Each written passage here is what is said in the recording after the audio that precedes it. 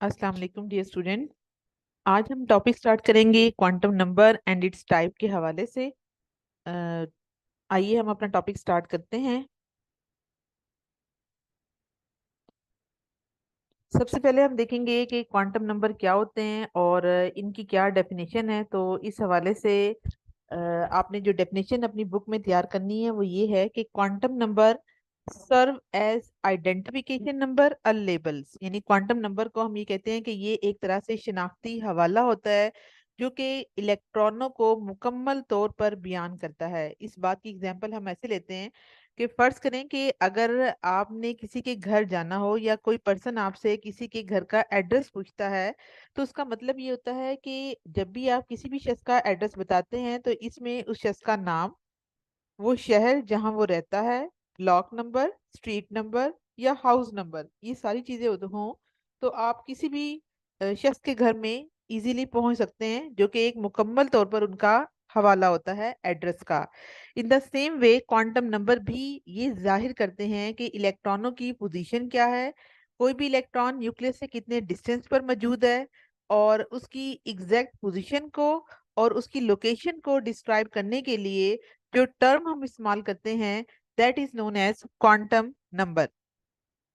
अब हम quantum number के हवाले से देखेंगे कि क्वांटम नंबर की हमारे पास टोटल 4 तरह की टाइप्स हैं, जिनमें आज के लेक्चर में बच्चों हम 2 तरह की टाइप को डिस्कस करेंगे, जिनमें पहली टाइप है principal quantum number and the second one is azimuthal quantum number. सबसे पहले हम देखते हैं कि प्रिंसिपल क्वांटम नंबर क्या होता है। प्रिंसिपल क्वांटम नंबर बोहर के मॉडल के अकॉर्डिंग कि ये जो है वो एनर्जी लेवल को डिस्क्राइब करते हैं, और श्रोडिंजर ने इसको, श्रोडिंजर जो है वो साइंटिस्ट का नेम है, और उन्होंने सबसे पहले प्रिंसिपल क्वांटम नंबर को डिस्क्राइब किया। और प्रिंसिपल क्वांटम नंबर को स्टूडेंट हम हमेशा स्मॉल एन के जरिए रिप्रेजेंट करते हैं। इसकी कुछ वैल्यूज होती हैं, वो आपने तैयार करनी है कि एन की वैल्यू, एन जो है वो एक प्रिंसिपल क्वांटम नंबर है और इसकी वैल्यू हमेशा 1 से स्टार्ट होती है, और ये जो है हमेशा नॉन जीरो होगी, पॉजिटिव इंटीजर्स होगी। पॉजिटिव इंटीजर का मतलब होता है कि ये मनफी वैल्यू नहीं रखते बल्कि ये मुस्बत वैल्यू रखते हैं, और इनकी वैल्यू जो है वो इन्फिनिटी, इन्फिनिटी का मीन होता है लामहदूद, यानी ये आगे शेल में अगर ये चलते जाएं तो ये लामहदूद शेल तक भी इनका ओरिजिन हो सकता है। मसलन अगर आप यहाँ देखें तो यहाँ हम ये देखते हैं कि ये जो ब्लैक कलर का सर्कल है ये इंडिकेट करता है आपके न्यूक्लियस को, और इसके इर्द गिर्द आपको 4 तरह के शेल नजर आते हैं, जिनमें जो सबसे पहला शेल है उसको हम के का नाम देते हैं, सेकंड वाले शेल को हम एल का, थर्ड को एम का, and the fourth one is known as N. It mean K, L, M, N, ये चारों आपके शेल के नंबर को रिप्रेजेंट करते हैं। तो इससे हमारे माइंड में ये आइडिया आता है कि अगर आपके पास एन की वैल्यू 1 है, अब यहाँ हमने देखा कि n क्या चीज है, n है जी आपका प्रिंसिपल क्वांटम नंबर, और प्रिंसिपल क्वांटम नंबर को हमने किससे रिप्रेजेंट किया, स्मॉल n के जरिए। इट मीन अगर n की वैल्यू 1 होगी तो हमेशा आपका पहला शेल होगा, और पहले शेल के लिए जो हम लेटर रिप्रेजेंट करते हैं that is K shell. In the same way n की वैल्यू अगर 2 होगी तो शेल नंबर आपका l होगा, n की वैल्यू 3 होगी तो शेल नंबर आपका m कहलाएगा। इसी तरह n की वैल्यू अगर 4 होगी तो आपका शेल नंबर एन कहलाएगा। तो इस तरह से ये सिलसिला आपका जारी रहता है। तो प्रिंसिपल क्वांटम नंबर से जो हमें आइडिया मिलता है कि प्रिंसिपल क्वांटम नंबर मेनली हमारे शेल के नंबर को रिप्रेजेंट करता है। जैसे अभी आपने पीछे देखा कि प्रिंसिपल क्वांटम नंबर से हमें किस चीज का आइडिया हुआ कि प्रिंसिपल क्वांटम नंबर हमें मुकम्मल तौर पर कंप्लीटली इंफॉर्मेशन प्रोवाइड करता है शेल के हवाले से। ठीक है। इसी तरह आप यहाँ पे इस प्रिंसिपल क्वांटम नंबर की मदद से ये भी मालूम कर सकते हैं कि आया कोई भी इलेक्ट्रॉन न्यूक्लियस से कितने फासले पर है। फर्ज किया जैसे ये एक डायग्राम है, यहाँ पे हमने लिखा हुआ है n=3। इट मीन फर्ज करें कि अगर कोई इलेक्ट्रॉन आपका n=3 शेल में लाई कर रहा है, तो इसका मतलब ये होगा कि थर्ड वाले शेल का डिस्टेंस न्यूक्लियस से कितना है। तो इससे ये भी पता चल सकता है कि आया प्रिंसिपल क्वांटम नंबर ना सिर्फ उनके शेल नंबर को जाहिर करेगा बल्कि इसके साथ साथ उसका न्यूक्लियस से कितना फासला है, वो इलेक्ट्रॉन न्यूक्लियस से कितने डिस्टेंस पर है, इस चीज को भी ये रिप्रेजेंट करेगा।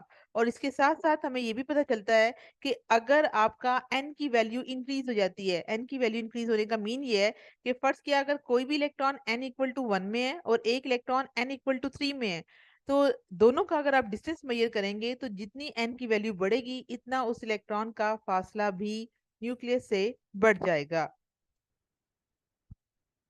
इसके बाद अगर आप फर्दर देखें तो हम ये कहते हैं कि जो प्रिंसिपल क्वांटम नंबर है ये एक तरह से क्वांटिटेटिव होता है स्टूडेंट्स। ये मेजरमेंट के ये हिंसों के हवाले से कि किसी भी चीज को जो आप रिकॉर्ड कर सकते हैं इन टर्म ऑफ नंबर, तो उसको हम कहते हैं क्वांटिटेटिव, कि ये एक तरह से मेजरमेंट करता है इलेक्ट्रॉनों के शेल के साइज की भी, कि एन से ना सिर्फ हमें दो चीजों का पता चला, जैसे अभी आपने पीछे देखा कि आपको ना सिर्फ उससे शेल नंबर का पता चलता है, इसके साथ साथ आपको डिस्टेंस का पता चलता है, और ये भी आप देखते हैं कि एनर्जी का लेवल जैसे जैसे आपकी एन की वैल्यू बढ़ती है उसी तरह से आपका एनर्जी का लेवल भी इंक्रीज होता चला जाता है।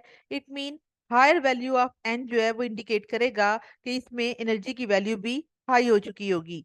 तो फाइनली हमें प्रिंसिपल क्वांटम नंबर से किस चीज का पता चला कि प्रिंसिपल क्वांटम नंबर हमारे पास मेजर ना सिर्फ शेल के बारे में इंफॉर्मेशन दे रहा है, इसके साथ साथ डिस्टेंस के हवाले से और इसके साथ ही इलेक्ट्रॉनों की एनर्जी के हवाले से भी ये हमें कंप्लीट इंफॉर्मेशन प्रोवाइड करता है। सो प्रिंसिपल क्वांटम नंबर बहुत इंपॉर्टेंट क्वांटम नंबर है, जिसके जरिए हमें ये मेजर तीन तरह की इंफॉर्मेशन इस क्वांटम नंबर से हासिल होती है। प्रिंसिपल क्वांटम नंबर के जरिए अगर आपने मालूम करना है कि जैसे आपके पास अभी हमने देखा कि फर्स्ट शेल है, तो हम ये कहते हैं कि पहले शेल में हमेशा इलेक्ट्रॉन दो ही आ सकते हैं, सेकंड में 8 आते हैं, थर्ड में 18 आते हैं। इसी तरह इसी वैल्यू को अगर आपने एग्जैक्टली डिटरमिन करना है तो डिटरमिन करने के लिए जो हमारे पास फार्मूला होता है दैट इज 2n²। ये शायद आपकी बुक के टॉपिक में ना भी हो, लेकिन आपने इसको प्रॉपर तैयार करना है और इसका हवाला भी देना है, क्योंकि ये आपके नेक्स्ट टॉपिक में आएगा। तो कोशिश करें कि प्रिंसिपल क्वांटम नंबर में ही इसको तैयार करें, क्योंकि ये इसी से ही बेस करता है। और एन जो है यहाँ पे ये किसको रिप्रेजेंट करेगा, आपके शेल नंबर को। तो इसकी कुछ कैलकुलेशन है, मैं आपको एक दो शेल की बता देती हूँ ताकि आपको आइडिया हो जाए। फर्स्ट किया कि हम पहले शेल में कहते हैं कि दो इलेक्ट्रॉन आ सकते हैं, तो ये दो इलेक्ट्रॉन कैसे आएंगे, अगर आप ये फार्मूला देखें दैट इज 2n²। तो अगर n की वैल्यू 1 है, n की वैल्यू 1 का मीन ये होगा कि यहाँ पे शेल नंबर आपका पहला है, तो अगर आप 1 का स्केयर लेंगे तो इट मीन इसका आंसर जो है वो आपका 2 निकलेगा। इससे हमें कंफर्म होता है कि फर्स्ट शेल के लिए n की वैल्यू हमेशा 2 आती है। लेकिन अगर आप बात करते हैं कि n की वैल्यू अगर आप 2 लें, जैसे कि अगर आप सेकंड शेल के लिए कैलकुलेट करना चाह रहे हैं, तो अगर आप इसी वैल्यू में यानी जो आपका 2n² का फार्मूला है इसमें अगर आप n की वैल्यू 2 पुट करेंगे और इसका स्क्वायर ओपन करके इसको मल्टीप्लाई करेंगे तो इसका आंसर आपके पास 8 निकलेगा। इसी तरह आप थर्ड के लिए भी कैलकुलेशन ये कर सकते हैं सेम इसी मेथड से। इसी तरह आप फोर्थ शेल के लिए भी कैलकुलेशन कर सकते हैं।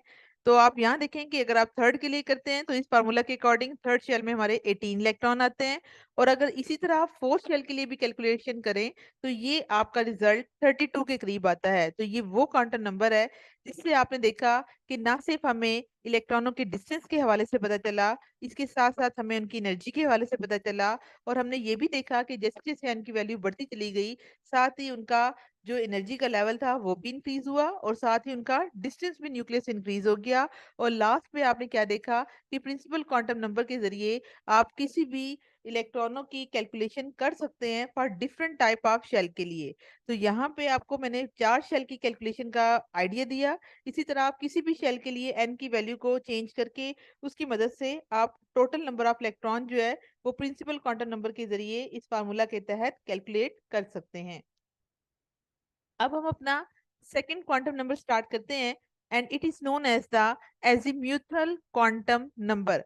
एजीम्यूथल क्वांटम नंबर जो है ये वो क्वांटम नंबर है जिसको अगर आपने डिफेक्ट्स ऑफ बोहर मॉडल पढ़े थे तो उसमें आपने ये स्टडी किया था कि एक इंडिविजुअल स्पेक्ट्रल लाइन को अगर आप स्टडी करते हैं स्पेक्ट्रोमीटर के अंदर, तो एक individual spectral line further split up हो जाती है डिफरेंट तरह की लाइंस में। और ये डिफेक्ट था बोहर के मॉडल का कि उसने इसकी कोई एक्सप्लेनेशन प्रोवाइड नहीं की थी। तो जो एजीम्यूथल क्वांटम नंबर है, ये एजीम्यूथल क्वांटम नंबर ये रिप्रेजेंट करता है कि सिर्फ इलेक्ट्रॉनों को डिस्क्राइब करने के लिए एक क्वांटम नंबर इनफ नहीं होता, बल्कि इसमें डिफरेंट तरह के क्वांटम नंबर जो है वो हमें चाहिए होते हैं जो कि इसकी फॉर्मेशन को एक्सप्लेन करते हैं। इससे हमें ये भी पता चलता है कि जो एजीम्यूथल क्वांटम नंबर है वो ये कहता है कि शेल को आप फर्दर तकसीम कर सकते हैं डिफरेंट तरह के सब शेल में। ठीक है, ये डायग्राम आपको लेटर ऑन समझ आएगी, अभी आप फिलहाल ये ध्यान में रखिए कि हर शेल को हम किस में डिवाइड करते हैं, सब शेल में। तो इससे हमें ये आइडिया हुआ कि सिर्फ प्रिंसिपल क्वांटम नंबर का हवाला देना एटम के लाइन स्पेक्ट्रम के हवाले से वो काफी नहीं है इस फिनोमिना को एक्सप्लेन करने के लिए। सो अब हम देखते हैं कि एजीम्यूथल क्वांटम नंबर बेसिकली किसको रिप्रेजेंट करता है। तो एजीम्यूथल क्वांटम नंबर को अगर आप देखें तो ये बेसिकली जाहिर करता है इलेक्ट्रॉनों के सब शेल के हवाले से, और इसको हम हमेशा स्मॉल एल के जरिए इंडिकेट करते हैं। और इसकी वैल्यू एन के मुकाबले में किससे स्टार्ट होती है, it will always start from 0, 1, 2, 3 and so on. और लास्ट में हम लिखते हैं n-1। n-1 स्टूडेंट यहाँ पे ये इंडिकेट करता है कि अगर n की वैल्यू आप ले रहे हैं और साथ ही आप l की वैल्यू भी ले रहे हैं, तो l की वैल्यू n की वैल्यू के मुकाबले में एक डिजिट क्या होगी, लेस होगी। और इसी के साथ अगर आप फर्दर इसकी डिटेल देखें, तो हम ये कहते हैं कि एजीम्यूथल क्वांटम नंबर जो है इसकी वैल्यू डिपेंड करती है n की वैल्यू पे। और यहाँ पे हमारे पास चार तरह के सब शेल होते हैं, ये भी जैसे आपने स्टार्ट में पढ़ा कि जो हमारे पास एजीम्यूथल क्वांटम नंबर है ये चार तरह के सब शेल के हवाले से इंफॉर्मेशन प्रोवाइड करता है, जिसमें आपने देखा था कि एस, पी, डी और एफ सब शेल है। ठीक है, ये बेसिकली चार सब शेल है कि आपने ये पढ़ा कि हर शेल के अंदर सब शेल होते हैं, और चार सब शेल में से एक सब शेल का नाम एस है, सेकंड का पी है, थर्ड का डी है, फोर का एफ है। S stand for sharp, P stand for principal, D stand for diffuse and F stand for fundamental। ये चारों सब शेल की एब्रीवेशन है कि ये SPDF किस चीज को रिप्रेजेंट करते हैं, ये इनके नेम है जो कि आपने तैयार करने हैं कि SPDF के जरिए। और याद रखिएगा सब शेल को हम हमेशा स्मॉल लेटर से इंडिकेट करते हैं, जबकि हम शेल को हम हमेशा कैपिटल लेटर से इंडिकेट करते हैं। इसके बाद एक और जो इम्पोर्टेंट इंफॉर्मेशन है वो ये है कि जब भी आप शेल की बात करेंगे तो हम ये कहते हैं कि किसी भी एलिमेंट में जितने शेल नंबर होगा किसी भी एलिमेंट का, उतने ही उसमें सब शेल होते हैं। इस बात को आपको समझाने के लिए मैं आपको ये थोड़ा सा एक्सप्लेन करती हूँ।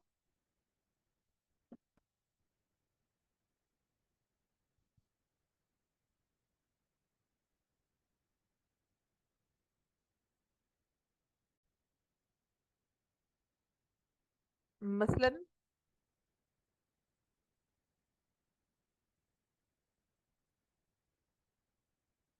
अभी जैसे हमने ये डिस्कस किया कि जो शेल नंबर हैं ये हमेशा जितने किसी भी एलिमेंट में शेल नंबर होते हैं उतने ही उसमें हमेशा सब शेल होते हैं। ठीक है, जैसे फर्ज किया कि अभी हमने ये पढ़ा था कि अगर हमारे पास k की वैल्यू k है, और k जो है वो हमारा कौन सा शेल है जी, ये हमारा फर्स्ट शेल है।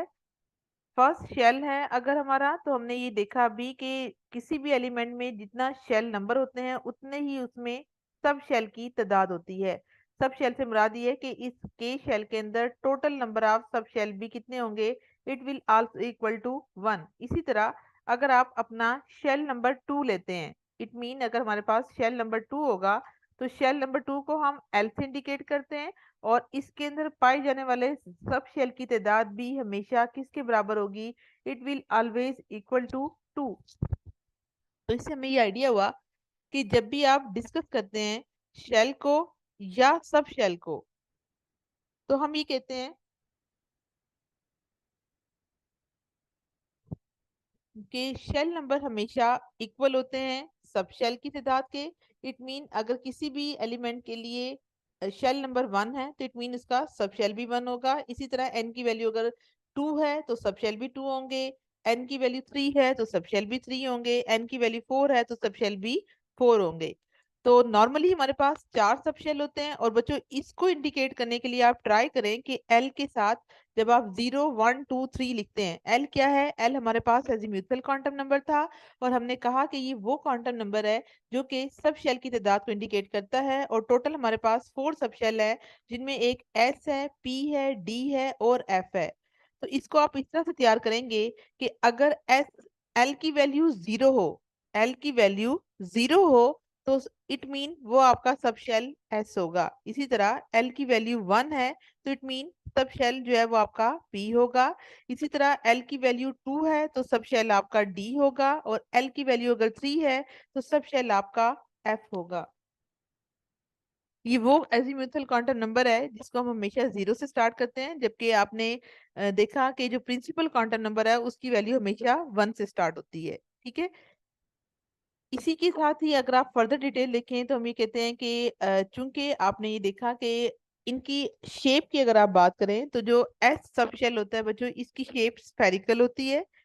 जो हमारे पास पी ऑर्बिटल है उसकी सबशेल हमारे पास डंबल होती है, और कुछ ऑर्बिटल की शेप कॉम्प्लिकेटेड होती है। तो शेप का टॉपिक हम कल के लेक्चर में डिटेल में स्टडी करेंगे, तब आपको इंशाल्लाह उसकी समझ आ जाएगी। इसी के साथ अगर आप फर्दर देखें तो यहाँ भी आपको मैंने बताया था कि जैसे मैंने आपको वो लिख के दिखाया कि एल की वैल्यू 0 हो तो सबशेल एस है, एल की वैल्यू 1 है तो पी सबशेल है, एल की वैल्यू 2 है तो सबशेल आपका डी होगा।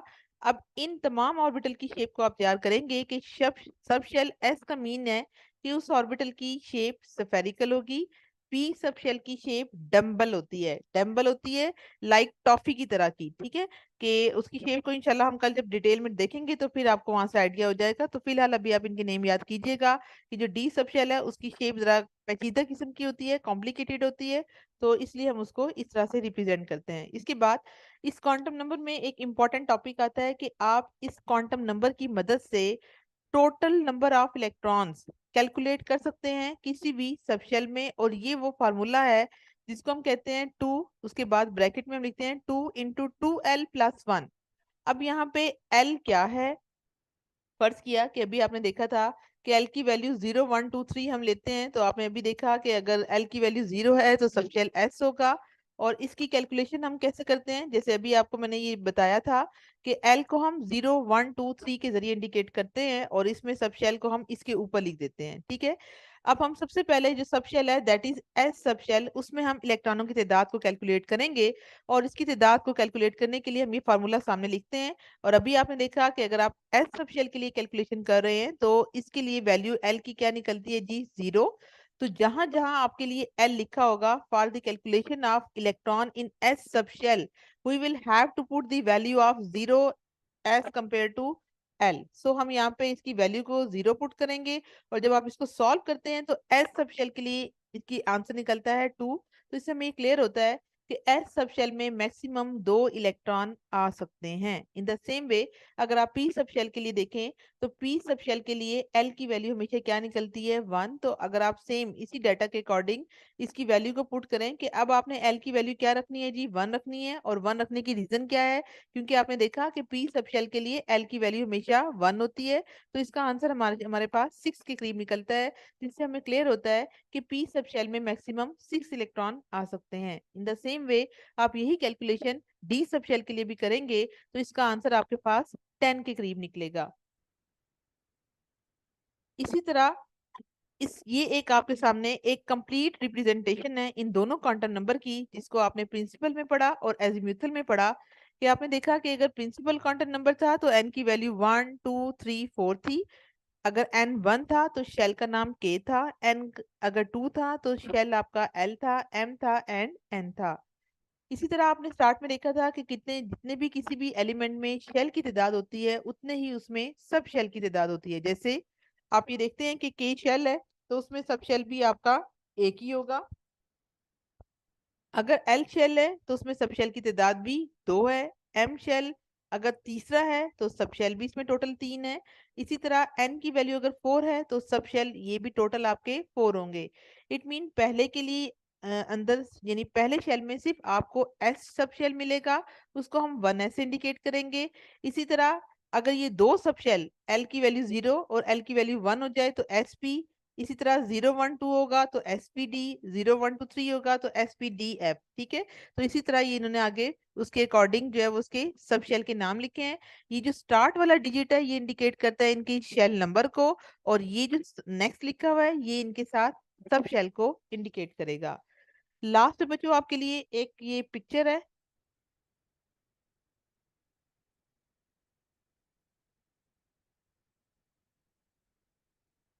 और इस पिक्चर के अकॉर्डिंग आपको